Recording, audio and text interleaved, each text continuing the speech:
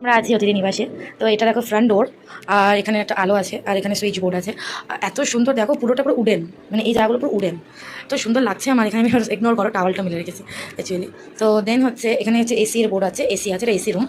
তো এখানে দেখো এরকম অনেকটা দেখতে, আর এটা হচ্ছে বেড। ঠিক আছে, এটা হচ্ছে বেড। এখানে আমি আমার দিদিভাই থাকবো। তো সেইভাবে ডাবল অকুপেন্সি আছে। কারণ 4 বেডরুমের অ্যাভেলেবিলিটি তখন ছিল না। মানে কি বলবো, মানে এই জায়গাটা মানে বেতের করা, ভীষণ সুন্দর কাজ করা। আর নিচে কাঠের পাতা, এই যা, তাই আমরা এভাবেই নিয়েছি। তো এখানে দেখো এটা একটা মিরর মতো দিয়েছে, যেখানে আমি আজকে ভিডিও করছি। এখানে আমি আমার জিনিসপত্র সাজিয়ে রেখেছি।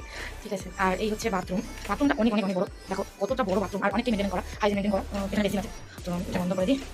আর এখানটাতে এখানে একটা সুইচ বোর্ড আছে, আর এখানটাতে একটা আলমারি দিয়েছে, যে আলমারিটাতে প্রয়োজনীয় যা যা জিনিসপত্র আছে আমরা রেখেছি।